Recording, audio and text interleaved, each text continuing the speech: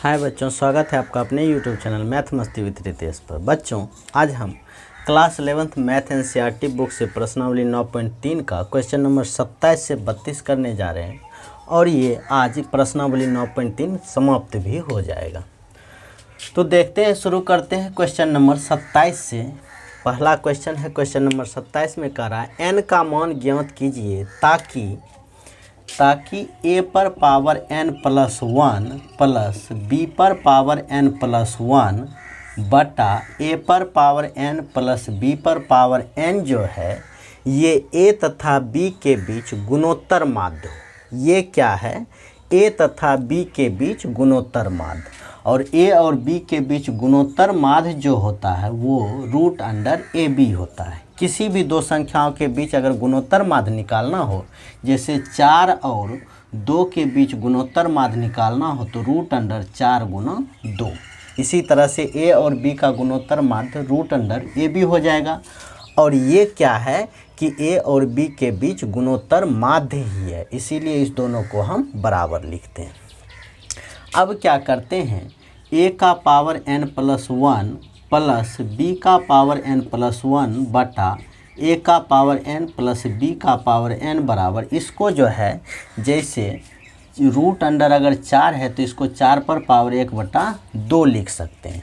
इसी तरह से a पर पावर 1 बटा 2 और b पर पावर 1 बटा 2 लिख दिए। क्यों? क्योंकि रूट जो है वो रूट का मतलब होता है उस पर पावर 1 बटा 2। अब हम क्रॉस मल्टीप्लिकेशन करते हैं तो इससे हमें आता है, इस दोनों को अगर गुना करेंगे तो a का पावर 1 बटा 2, b का पावर 1 बटा 2 और a का पावर n, इसको इससे गुना कर दिए। फिर प्लस इसको इससे गुना करेंगे, a का पावर 1 बटा 2, b का पावर 1 बटा 2 और b का पावर n। और अब इस दोनों को तो गुना कर दिए, इतना आ गया। अब इस दोनों को गुना करेंगे तो बराबर a का power n plus 1 plus b का पावर n प्लस 1। अब हम क्या करते हैं कि इसको अलग ढंग से लिख देते हैं। ये a का पावर 1 बटा 2, b का पावर 1 बटा 2, a का पावर n प्लस a का पावर 1 बटा 2, b का पावर 1 बटा 2, b का पावर n बराबर में, जैसे a का पावर n प्लस 1 है, इसको लिख सकते हैं a का पावर n गुना a का पावर 1। क्यों? क्योंकि गुना में पावर जुड़ता है तो ये फिर से a का पावर n प्लस 1 बना रह जाएगा। तो इसको हम तोड़ देते हैं, a का पावर n और इंटू a का पावर 1। इसको भी इसी तरह से b का पावर n और इंटू b लिख देते हैं।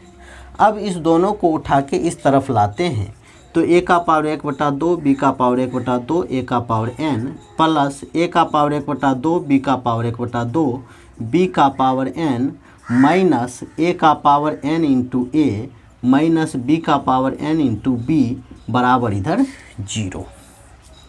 अब हम क्या करते हैं, इस दोनों में देख रहे हैं a का पावर n कॉमन है, a का पावर n इसमें भी, तो a का पावर n कॉमन निकाल लेते हैं। तो ये हो जाएगा a का पावर 1 बटा 2, b का पावर 1 बटा 2 और माइनस यहाँ बच जाएगा a। इस दोनों में a पर पावर n कॉमन लिए हैं। अब फिर इस दोनों में b का पावर n कॉमन लेंगे, b का पावर n, तो बचेगा a का पावर 1 बटा 2, b का पावर 1 बटा 2 यहाँ से बचेगा और यहाँ बच जाएगा हमारा माइनस b।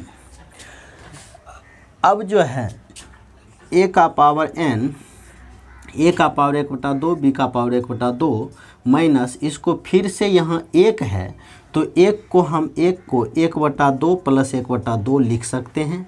इसीलिए a का पावर 1 बटा 2 इंटू a का पावर 1 बटा 2 कर देते हैं। फिर यहाँ पे इसी तरह से b का पावर n, a का पावर 1 बटा 2, b का पावर 1 बटा 2 और फिर यहाँ इसी तरह से तोड़ देते हैं b को, b पर पावर 1 बटा 2 इंटू b का पावर 1 बटा 2 बराबर इधर 0। अब यहाँ देख रहे हैं a का पावर 1 बटा 2 कॉमन है और यहाँ पे b का पावर 1 बटा 2 कॉमन है, उसको हम निकाल लेते हैं। तो a का पावर n इंटू a का पावर 1 बटा 2 कॉमन लेंगे तो b का पावर 1 बटा 2 माइनस a का पावर 1 बटा 2। अब यहाँ से क्या करते हैं, माइनस b का पावर n लिख देते हैं, चूँकि प्लस को माइनस इसलिए लिखे क्योंकि यहाँ से माइनस बी का पावर 1/2 हम निकाल रहे हैं, तो उससे क्या होगा, ये प्लस में आ जाएगा और ये माइनस में, जो कि इसके जैसा मिल जाएगा। b का पावर 1/2 माइनस a का पावर 1/2 बराबर 0। अब हम देखते हैं ये दोनों फिर से कॉमन है, तो b का पावर 1/2 माइनस a का पावर 1/2 कॉमन ले लेते हैं, तो यहाँ बचता है a का पावर n इंटू a का पावर 1/2 माइनस b का पावर n, b का पावर 1/2 बराबर 0। अब इसको उठा के इस साइड लाते हैं तो ये तो इतना बराबर 0 आ जाएगा, और इस दोनों को हम गुना में पावर है इसीलिए जोड़ देंगे, जोड़ करके देखेंगे कि ये क्या आता है। तो अब हम आगे इस चीज़ को करते हैं, a का power n plus 1/2 minus b का पावर n प्लस 1/2 बराबर 0। इसको उठा के इधर ला लिए और इसको रहने दिए यहाँ पे, बस अंतर यही है, गुना में पावर है तो इसको जोड़ में लिख दिए, यहाँ भी जोड़ में लिख। अब इसको इस साइड लाएंगे तो a का पावर n प्लस 1/2 बराबर b का पावर n प्लस 1/2, और यहाँ अगर हम गुना 1 भी लिख दे तो उससे कोई फर्क पड़ने वाला नहीं है। अब ये गुना में है, इधर आके बटा हो जाएगा, a का पावर n प्लस 1/2 बटा b का पावर n प्लस 1/2 बराबर इधर 1। अब 1 जो है, इस 1 को हम क्या करते हैं, a प्लस b पर पावर 0 लिख देंगे, क्योंकि किसी पे भी पावर 0 1 होता है। अब दोनों पर पावर सेम है तो एक साथ पावर चढ़ा देते हैं, a बटा b पर पावर n प्लस 1/2 बराबर a बटा b पर पावर 0। अब बेस देख रहे हैं सेम, तो पावर भी सेम हो जाएगा, यानी n प्लस 1/2 बराबर 0, तो n का मान आ जाएगा माइनस 1/2। ये हमारे पास n का मान निकल के आ गया, और यही n का मान हमसे पूछ भी रहा था, n का मान निकालने के लिए कह रहा था, वो हमारे पास आ गया है। अब चलते हैं आगे क्वेश्चन नंबर 28 की तरफ, देखते हैं क्वेश्चन नंबर 28 को। इसमें तो दिक्कत कहीं नहीं हुआ होगा, ऐसे देख लीजिएगा, फिर से रिवर्स करके भी आप देख सकते हैं, कहीं कोई दिक्कत होगा रिवर्स करके देखिएगा, समझ में आ जाएगा। अब क्वेश्चन नंबर 28 पे चलते हैं। कह रहा है दो संख्याओं का योगफल उनके गुणोत्तर माध्य का 6 गुना है। तो दो संख्या का बात किया तो हम एक संख्या a लिखते हैं और दूसरा संख्या b लिखते हैं।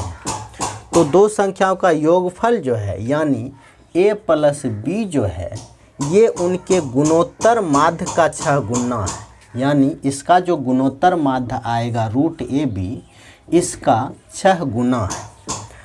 अब कह रहा है तो दिखाइए कि संख्याएं जो है इतना के अनुपात में है। संख्या जो हम a और b लिए हैं, इसका अनुपात दिखाने के लिए कह रहा है 3 + 2√2 और अनुपात 3 - 2√2, यही हमें दिखाना है। तो हम क्या करते हैं, a + b बराबर इसको लिख देते हैं 2√ab और गुना 3। ये इसको 6 को तोड़ दिए, 2 गुना 3 पर 2 इसके साथ ला दिए और 3 यहाँ आ गया। अब हम क्या करते हैं, इसको ये गुना में है इधर बटा कर देते हैं, a + b बटा 2√ab बराबर 3/1। अब एक ये योगांतर निष्पत्ति होता है, उस चीज़ का हम यूज करेंगे। वो क्या होता है कि यदि m बटा n बराबर p बटा q रहता है, तो इसको हम लिख देते हैं m + n बटा m - n बराबर p + q बटा p - q। यही काम यहाँ भी करना है। ये m है और बटा n है बराबर p बटा q है, तो इसको हम इसी तरह से m + n लिखते हैं। m तो होगा a + b और प्लस n हो जाएगा 2√ab, और नीचे भी a + b हो गया m और -n हो गया 2√ab बराबर p + q करना है 3 + 1 बटा p - q यानी 3 - 1। तो यहाँ से देखते हैं कि √a का स्क्वायर हम कर देंगे तो a हो जाएगा, प्लस √b का स्क्वायर कर देंगे b हो जाएगा, प्लस 2√ab, और नीचे भी वही काम करते हैं, √a का स्क्वायर प्लस √b का स्क्वायर माइनस 2√ab कैसे हुआ समझ गए, रूट ए का स्क्वायर कर दिए तो ए तो पुर जाएगा क्योंकि स्क्वायर और रूट रहता है दोनों खत्म, ए का ए पूरा हुआ है। बी को भी हम उसी तरह से तोड़ दिए इस लेके ताकि ये a square plus b square plus 2ab का फॉर्मूला पे आ जाए। तो इधर हो जाएगा 4/2, ये कट के 2 आ जाएगा। तो ये होगा ए प्लस बी का होल स्क्वायर, तो root a plus root B का होल स्क्वायर और बटा root a minus root B का होल स्क्वायर, इसीलिए दोनों पे साथ साथ हम स्क्वायर चढ़ा दिए, बराबर 2। स्क्वायर हटेगा इधर रूट आएगा, root a plus root B बटा root a minus root B बराबर हो गया रूट 2।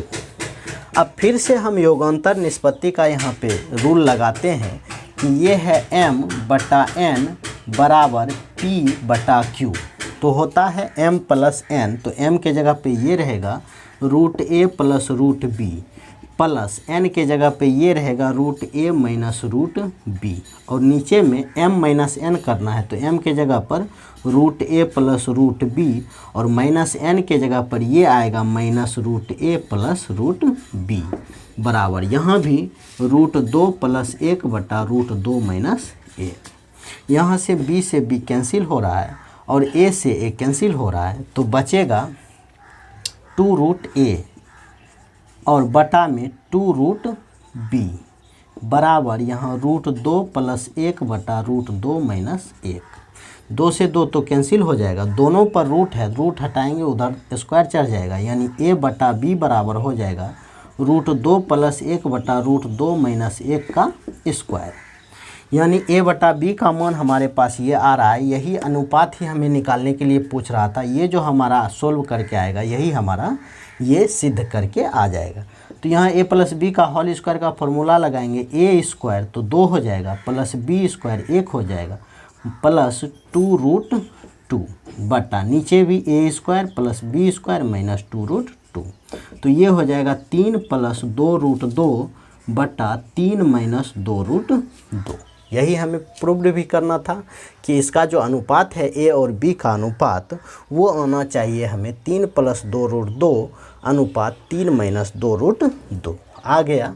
किस तरह से आया एक बार और समझ लेते हैं। कह रहा है कि दो संख्याओं का योगफल, तो दो संख्या का बात किए तो हम मान लिए एक संख्या a और एक संख्या b, तो इस दोनों संख्याओं का योगफल जो है यानी a प्लस b जो है ये इनके गुणोत्तर माध्य का 6 गुना है, तो a और b का गुणोत्तर माध्य रूट ए बी होगा और उसका 6 गुना है, 6 से गुना कर दिए। अब इस 6 को 2 गुना 3 पर तोड़ दिए, 2 को यहाँ लिख दिए 3 को यहाँ लिख दिए, ये गुना में है इसको बटा कर दिए बराबर 3/1 हो गया। अब योगांतर निष्पत्ति कहता है कि यदि m बटा n बराबर p बटा q हो तो हम उसको m प्लस n बटा m माइनस n बराबर p प्लस q बटा p माइनस q लिख सकते हैं अगर ज़रूरत हो तो हमें उस चीज़ का ज़रूरत पड़ा इसीलिए हम उसको उठाए। तो यहाँ पे m का काम ये करेगा, n का काम ये करेगा, तो m प्लस n, तो m प्लस n बटा m माइनस n बराबर p प्लस q बटा p माइनस q। अब a को हम लिख दिए रूट a का स्क्वायर और b को लिख दिए रूट b का स्क्वायर प्लस ये तो है ही, उसी तरह से नीचे भी किए। अब यहाँ a square plus b square plus 2ab का फॉर्मूला a प्लस b का होल स्क्वायर, यहाँ भी a माइनस b का होल स्क्वायर, इधर हो गया 4/2 कट के 2। अब फिर हमारे पास जो ये स्क्वायर था ये हट के रूट आया इस पर, फिर से यहाँ योगांतर निष्पत्ति का फॉर्मूला लगाए, m रहा ये प्लस n रहा ये बटा m ये माइनस n ये बराबर इधर p प्लस q बटा p माइनस q। यहाँ से कट उठ के आया हमारे पास a बटा b बराबर रूट 2 प्लस 1 बटा रूट 2 माइनस 1 का स्क्वायर। तो a बटा b जो आया यही हमें निकालने के लिए कह रहा था, क्योंकि दोनों का अनुपात ही पूछ रहा था, दोनों संख्याओं का अनुपात सिद्ध करने के लिए कह रहा था 3 प्लस 2 रूट 2 बटा 3 माइनस 2 रूट 2, तो वही हमें सिद्ध करके आ गया। अब चलते हैं अगले क्वेश्चन नंबर 29 के तरफ, देखते हैं क्वेश्चन नंबर 29 जो है वो किस तरह से होगा। तो क्वेश्चन नंबर 29 जो है ये कह रहा है कि यदि a तथा g दो धनात्मक संख्याओं के बीच क्रमशः समांतर माध्य तथा गुणोत्तर माध्य हो, मतलब a क्या है, दो संख्याओं के बीच समांतर माध्य है और g जो है दो संख्याओं के बीच गुणोत्तर माध्य है। तो हम अगर दो संख्या का बात किया तो एक संख्या मान लेते हैं a और दूसरी संख्या मान लेते हैं दूसरी संख्या बराबर b। तो ये a जो है कैपिटल A ये इस दोनों का माध्य है, समांतर माध्य है, यानी a बराबर a प्लस b बटा 2। यानी यहाँ से हम कह सकते हैं a प्लस b बराबर 2a। इसको इक्वेशन फर्स्ट मान लेते हैं। फिर कैपिटल G जो है ये इस दोनों संख्याओं का गुणोत्तर माध्य है, यानी गुणोत्तर माध्य उस दोनों संख्याओं का होगा रूट AB।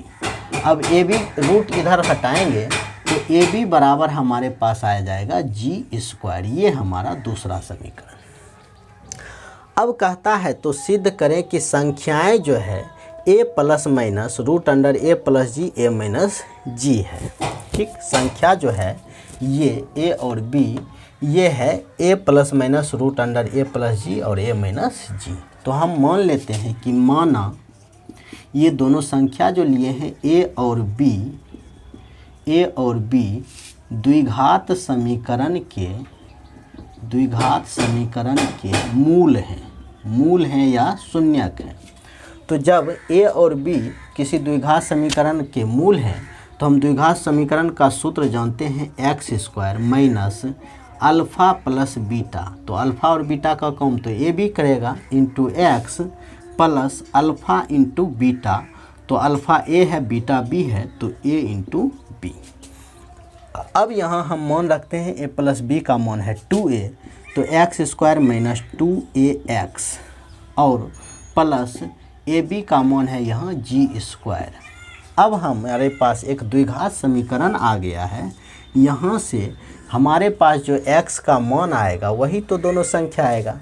तो x का मान निकालने के लिए हम क्या करते हैं, मूल निकालते हैं, शून्यक निकालते हैं, जिसमें a बराबर होगा 1 क्योंकि x² के आगे 1 है, b बराबर होगा माइनस 2a और c बराबर होगा g²। अब शून्यक का सूत्र लगाएंगे माइनस b। तो माइनस 2a शून्यक का सूत्र आप पहले से जानते हैं, minus b plus minus root under b² यानी माइनस 2a का स्क्वायर माइनस 4a और c, यही सूत्र होता है, और बटा 2a। तो 2 गुना 1 सूत्र आप जानते हैं शून्यक निकालने का कि minus b plus minus root under b² minus 4a और c बटा 2a। तो ये माइनस माइनस तो प्लस 2a हो जाएगा, plus minus root under 4a² minus 4g² और बटा 2। अब क्या करते हैं कि यहाँ से 4 कॉमन निकाल लेते हैं। तो 2a plus minus root under 4 अगर कॉमन लेंगे तो a² माइनस g² हो जाएगा और बटा 2 हो जाएगा। अब इस 4 को हम बाहर निकाल लेंगे तो 4 का वर्गमूल 2 निकल जाएगा, यानी 2a plus minus 2 into root under a² minus g² और बटा 2। अब इस दोनों में 2 कॉमन ले लेते हैं तो हमारे पास आ जाता है 2 कॉमन लेने के बाद a plus minus root under a² minus g² और बटा 2। 2 से 2 कैंसिल हो जाएगा। अब ये आ जाएगा a plus minus root under a² minus b² तो a plus b into a minus b। यही हमारा सिद्ध करने के लिए कह रहा था, ये हमारा आ गया है, यही हो गया आंसर।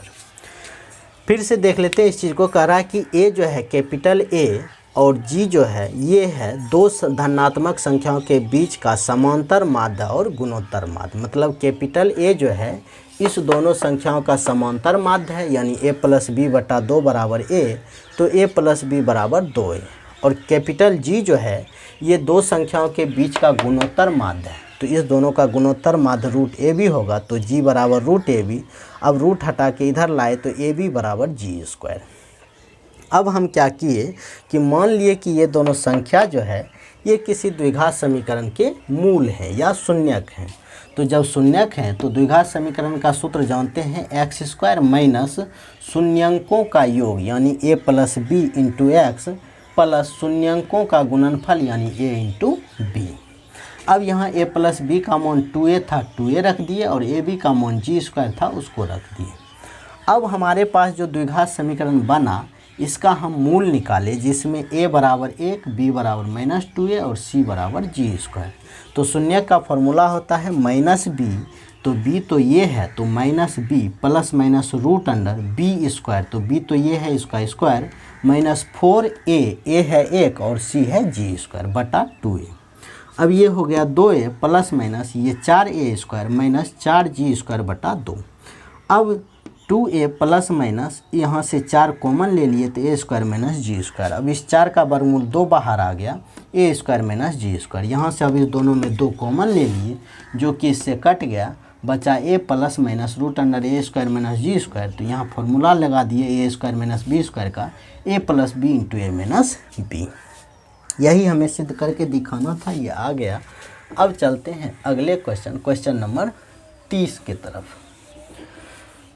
अगला क्वेश्चन नंबर 30 जो है ये कह रहा है कि यदि किसी कल्चर में बैक्टीरिया की संख्या प्रत्येक घंटे बाद दोगुनी हो जाती है, मतलब कि अभी अगर बैक्टीरिया की संख्या x है तो 1 घंटे के बाद 2x हो जाएगा, फिर उसके अगले यानी 2 घंटे के बाद 4x हो जाएगा। इस तरह से ये अपनी संख्या में वृद्धि करता है। तो करा यदि प्रारंभ में उसमें 30 बैक्टीरिया उपस्थित थे। अच्छा, तो x का मान दे दिया है 80, प्रारंभ में था 80 बैक्टीरिया। तो कह रहा बैक्टीरिया की संख्या दूसरे, चौथे तथा 90 घंटों के बाद क्या होगी। कहने का मतलब अगर इसको हम जीपी के हिसाब से सोचें तो a बराबर दे दिया हमारे पास 80, ठीक, ये सॉरी 30 है। a का मान हमारे पास 30 दे दिया, क्योंकि प्रारंभ में जो था वो प्रारंभ का मतलब सबसे पहले वो कहलाता है a, और ये हर एक घंटे के बाद दोगुनी हो जाती है। इसका मतलब r का मान जो होगा 2, क्योंकि दोगुनी करने पर यहाँ से ये जो कॉमन रेशियो आता है यहाँ से आता है, ये सब कॉमन रेशियो r कहलाता है। तो कह रहा है कि दूसरे बैक्टीरिया की संख्या दूसरे घंटे में, तो दूसरे घंटे में जो होगा, दूसरे घंटे में ये क्या हो जाएगा। तो देखिए ये तो आरंभ का चीज़ है, पहले घंटे का ये है और तीसरे घंटे का ये है। तो इस हिसाब से भी सोच सकते हैं कि तीसरे घंटे में ये जो होगा वो 4 गुना 30 हो जाएगा, यानी 120 हो जाएगा। 4x है, पहले अगर a माने, अगर x के जगह पे हम इसको a मान लेते हैं तो ये हो जाएगा 2a और ये हो जाएगा 4a। तो ये पूछ रहा है दूसरे घंटे, तो ये तो आरंभ का चीज़ है, तो पहले घंटे 2a हुआ और दूसरे घंटे 4a हो गया। तो 4a के हिसाब से 4 गुना 30 तो 120। फिर कह रहा है चौथे घंटे, तो चौथे घंटे जो होगा, चौथे घंटे ये क्या होगा, तो ये हुआ पहला घंटा, दूसरा घंटा, और इसी को आगे बढ़ाएंगे तो 8a और 16a, ये पहला घंटा, दूसरा घंटा, तीसरा घंटा और चौथा घंटा। चौथा घंटा जो होगा ये 16a के बराबर होगा, यानी 16 गुना 30 यानी 480। दूसरा घंटा 120, चौथा घंटा 480। फिर कह रहा है 90 घंटे, तो 90 घंटे जो होगा, 90 घंटे वो हो जाएगा कितना, तो ये AR का पावर n कितना होगा, 90 घंटे मतलब एक ज़्यादा हो रहा है, तो n + 1 - 1, यानी a का मान है 30 गुना r का मान 2 और इस पे पावर हो जाएगा n, यानी 30 गुना 2 पर पावर n। ये एक आंसर, ये एक आंसर, ये और एक आंसर ये। अब चलते हैं अगला क्वेश्चन नंबर 31 की तरफ, उसको देखते हैं कि वो किस ढंग से होगा। तो क्वेश्चन नंबर 30 तो हो गया। अब देखते हैं 31 नंबर क्वेश्चन को। कह रहा है 500 रुपया धनराशि 10% वार्षिक चक्रवृद्धि ब्याज पर 10 वर्षों के लिए उधार दी गई। तो इसका कह रहा है कि 10 वर्षों बाद क्या हो जाएगा। अच्छा, 10 वर्षों बाद क्या हो जाएगी ज्ञात। मतलब 500 रुपया धनराशि किसी को दिया गया तो ये तो मूलधन कहलाएगा, यानी P बराबर 500 रुपया। फिर कह रहा है 10% वार्षिक दर पर दिया गया, यानी रेट जो है R ये है 10%। कह रहा है 10 वर्षों के बाद क्या हो जाएगी, यानी T का मान दिया हुआ है 10 वर्ष। तो हमें क्या हो जाएगा, मतलब उसमें मूलधन और उसका जो ब्याज होगा वो कुल मिला के कितना होगा, यानी मिश्रधन हमें निकालने के लिए कहता है। मिश्रधन का फॉर्मूला होता है मूलधन इंटू 1 प्लस R बटा 100 पर पावर T, ये हमारा फॉर्मूला होता है। तो P रहा 500 इंटू 1 प्लस R के जगह पर 10 बटा 100 और इस पे पावर T यानी 10। तो ये कट के आ जाएगा 500 इंटू 1 प्लस 0.1 पर पावर 10, यानी 500 गुना 1.1 पर पावर 10। यही रहने देते हैं, इतना ही फाइनल आंसर होगा, क्योंकि इससे आगे आप सोल्व नहीं कर पाइएगा। अब देखते हैं क्वेश्चन नंबर 32 को। क्वेश्चन नंबर 32 जो है उसको देखते हैं, लास्ट क्वेश्चन है और इस प्रश्नावली का भी लास्ट क्वेश्चन हो जाएगा। 32 नंबर में कह रहा है यदि किसी द्विघात समीकरण के मूलों के समांतर माध्य एवं गुणोत्तर माध्य क्रमशः 8 तथा 5 है। मान लिया जाए कि कोई द्विघात समीकरण है, उसका मूल जो होगा वो अल्फा और बीटा होता है। तो कह रहा है मूलों का समांतर माध्य 8 है, यानी इसका समांतर माध्य जो होता है अल्फा प्लस बीटा बटा 2, ये है हमारे पास 8, यानी अल्फा प्लस बीटा का मान हमारे पास 16 है। ये पहला समीकरण। फिर कह रहा है कि इस मूलों का गुणोत्तर माध्य 5 है। गुणोत्तर माध्य इसका क्या हो जाएगा, रूट अल्फा बीटा, इसका मान 5 दिया हुआ है। तो रूट हटेगा, इधर स्क्वायर चढ़ेगा, यानी अल्फा इंटू बीटा का मान 25 हो जाएगा। ये हमारे पास दूसरा समीकरण। तो कह रहा है द्विघात समीकरण ज्ञात करने के लिए बहुत आसान है। द्विघात समीकरण ज्ञात करना तो हम बहुत पहले से जानते हैं। द्विघात समीकरण को ज्ञात करने के लिए सूत्र होता है x² minus alpha plus beta into x plus alpha into beta. अब यही मान रख देना है, x² minus alpha plus beta का मान है 16x plus alpha into beta का मान 25। यही हमारा आंसर हो जाएगा। तो उम्मीद करता हूँ कि ये सारा क्वेश्चन अच्छे से समझ गए होंगे। अगर कहीं समझने में दिक्कत हो तो वीडियो को रिवर्स करके देखें, फिर भी दिक्कत हो तो हमें कमेंट करके बताएं, हम और अच्छे से समझाने का कोशिश करेंगे। अगर वीडियो अच्छा लगे तो प्लीज़ हमारे चैनल को सब्सक्राइब करना, वीडियो को लाइक और शेयर करना। Thank you.